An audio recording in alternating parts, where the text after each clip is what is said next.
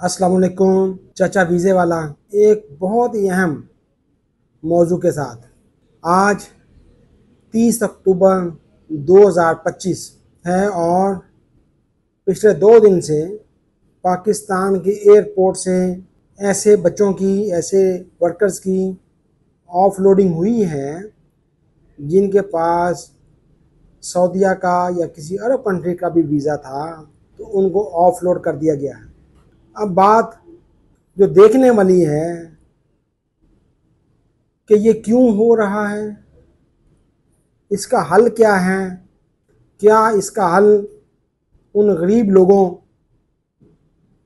के नुकसान पर है या कोई और हल भी है इसका। आपको पता है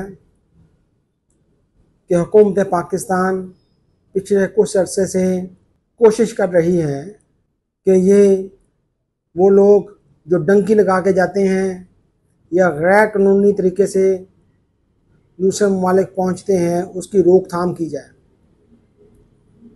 इससे पहले तो वही लोग हदफ बन रहे थे जो तुर्की जा रहे हैं,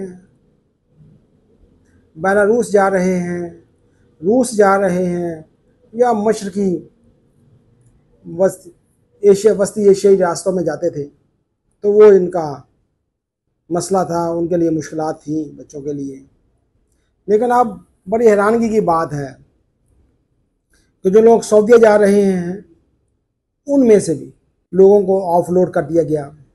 ऑफलोड करने का मतलब ये है कम से कम टिकट और वीज़े के पैसे जो लोगों ने, किसी ने भैंसें बेच के, किसी ने अपनी दादी का, माँ का जेवर बेच के, बीवी का जेवर बेच के वो इकट्ठे किए होते हैं, वो ज़ाया हो गए। इसके अंदर इसकी वजह जो बनी उसमें यह है कि पाकिस्तान की हुकूमत अपने वर्कर्स को, अपने शहरियों को ऐसे ममालिक में भी रोक रही है जाने से जो जंग ज़दा हैं। मसलन इस वक्त यमन में पाकिस्तानी मैन पावर ऑफिशियल तरीके से नहीं जा रही, लीबिया में, सूडान में। तो उसके लिए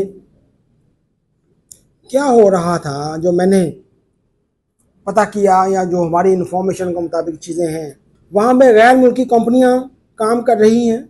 जंग पूरे पूरे मुल्क में तो है नहीं, किसी एक शहर में हालात ख़राब होंगे, बाकी शहरों में हालात ठीक हैं। तो कंपनियां काम कर रही हैं, उनको मैन पावर भी चाहिए। इससे पहले क्या हो रहा था कि कंपनियां दुबई के विजिट वीज़े पे बुलाती थी। बच्चा विजिट पे दुबई गया, शारजा गया, अबू धाबी गया, इमिग्रेशन से बाहर निकले, वापस अंदर चले गया, दूसरी फ्लाइट पकड़ी, सूडान चले गया, लीबिया चले गया, इराक चले गया, यमन चले गए। ये चलता रहा।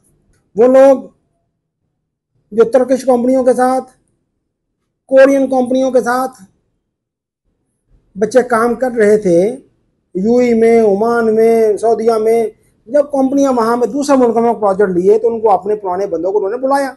अब प्रॉब्लम ये थी कि ऑफिशियल तरीके से पाकिस्तानी गवर्नमेंट उनको इजाजत नहीं देती थी जाने की, तो वो फिर ये रूट अख्तियार हो रहा था।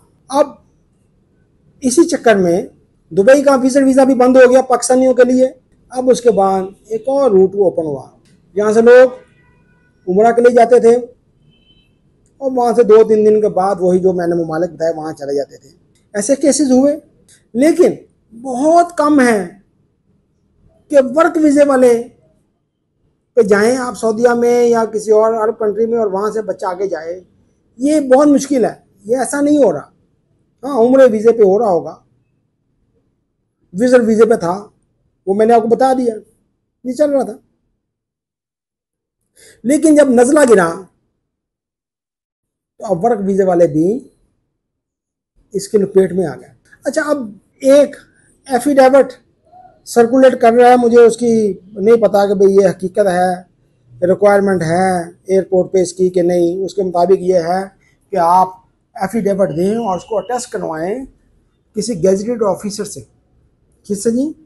गेजेटेड ऑफिसर से, कि भाई उसमें तहरीर कोई ऐसी है कि ये बच्चा जिस मुल्क में जा रहा है वहीं पे काम करेगा, आगे नहीं जाएगा। तो मेरे भाई क्या करेंगे?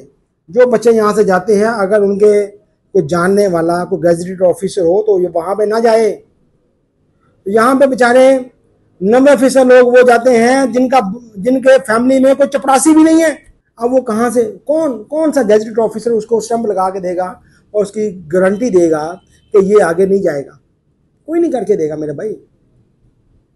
इसका हल क्या है? इसका हल ये है कि जो बच्चा जा रहा है उसका फैमिली मेंबर, बाप हो सकता है, भाई हो सकता है, उनकी माँ हो सकती है, वो सर्टिफाई करें कि हम गारंटी देते हैं कि ये जिस मुल्क में जा रहा है वहाँ से आगे नहीं जाएगा। तो बात समझ में आती है, ठीक है। अगर वो कहीं आगे चला जाता है तो उसको पीछे जिसने गारंटी दी उसको पकड़ लें। ये जो गैजेटेड ऑफिसर वाली बात है, मेरा नहीं ख्याल कि ये चले। अक्सर लोगों के पास ये ऑफिसर जो हैं उनकी गारंटी देने को तैयार नहीं होंगे। और दूसरी बात, बहुत अच्छा इकदाम है हुकूमत का, ये कश्ती उठने से जो पाकिस्तानियों की बदनामी हुई, ये नहीं होनी चाहिए, ये काम ही नहीं होना चाहिए। उसका आसान तरीन हल जो है, अगर हम हल करना चाहें, जो बच्चा डंकी लगा के किसी यूरोप में गया है या उसकी अल्लाह ना करे वहाँ पे कोई हादसा हो गया है और यहाँ पे पता चल गया कि इलीगल तरीके से गया है, तो मेरे भाई यहाँ पे उसके लवाहिकीन बैठे हैं ना, उनको पकड़ें, उनको पकड़े मेरे भाई, उनको पकड़े, उनसे कहें कि आपने इसको 30, 35, 40 लाख क्यों दिया। उनके ऊपर अमदे कत्ल का मुकदमा करें कि आपने कत्ल की साजिश की अपने भाई बहन और ये बच्चे के खिलाफ, तो ये मसला हल हो जाएगा। नहीं तो बाकी तमाम इकदाम जो हैं वो मेरा ख्याल मसले बढ़ाने के लिए होंगे। एक बंदा जो इतना खर्चा करके वर्क वीज़ा लेगा और आखिरी दिन वो घर से खुश होकर निकलेगा कि मैं अपने घर वालों की जो है ना वो हालात बदलने के लिए गल्फ जा रहा हूँ, तनख्वाह मिलेगी, चाचे से पैसे लिए हुए हैं, मामे से पैसे लिए हुए हैं, वो वापस करने हैं, आप एयरपोर्ट से वापस वो उसको भेज देते हैं। हाँ, उसका एक और हल है, वीज़ा लगने से पहले कोई ऐसा इदारा बना दे, कोई ऐसा काउंटर बना दे। बंदे का वीज़ा आया है, वीज़ा हम एम्बेसी से भेजने से पहले वहाँ पे उस इदारे के पास चले जाएं कि ये बंदे को देख लें, इसका इंटरव्यू कर लें, इसको साइकोलॉजी को टेस्ट लेना है वो ले लें कि भाई ये बंदा आगे जाने का तैयारी तो नहीं कर रहा, उसका इंटरव्यू करें, उसको एक पेपर दे दें, स्टैंप लगा दें कि ये बंदा हमारी तरफ से क्लियर है, ये ऐसी हरामदगी नहीं करेगा। सारा खर्चा करने के बाद फ्लाइट उड़ने से 20 मिनट पहले उसके हाथ में पासपोर्ट के ऊपर स्टैंप लगा दी जाए ऑफलोड की, तो आप सोचें उसकी माँ बहन भाइयों के साथ, उस बंदे के साथ क्या बीतेगी, क्या बीतेगी। वो खुद कुछ नहीं करेगा तो क्या करेगा। प्लीज़ काबिल अमल हल की तरफ जाएं। हल ये है कि जो डंकी लगा के जाए उसके वालिदैन को पकड़ लें, उसके बहन भाइयों को पकड़ लें जिन्होंने पैसे दिए। कभी नहीं होगी डंकी अगर हम ख़त्म करना चाहें तो, और उस वक्त तक ना छोड़ें जब तक वो बाहर से वापस नहीं आ जाता। दूसरी बात, गारंटी लेनी है, अभी भी एफिडेविट को लेना है, तो एफिडेविट जो बच्चा बाहर जा रहा है उसका फैमिली रिलेशन वाला दे कि ये मेरा भाई है, मेरा अब्बा है, मेरा भतीजा है, ये जा रहा है, मैं लिख के देता हूँ कि ये आगे कहीं नहीं जाएगा। अगर जाएगा तो उसको जो उसने गारंटी दी उसको पकड़ के अंदर कर दें। तो विस्तार में ग्रेड वाला क्यों लिख के दे, वो कौन लिख के देगा। फिर यहाँ पे एक सरसच हो जाएगा, फिर कहेंगे जी जेली स्टैंप पर लगनी है। तो कि बेटा क्या करें, अब हम तो चाचा तो मशवरा दे सकता है कि मामले को कैसे हल करना है, काबिल अमल हल। ओके बेटा, अल्लाह हाफिज़, अल्लाह ताला आपका हामी नासर हो।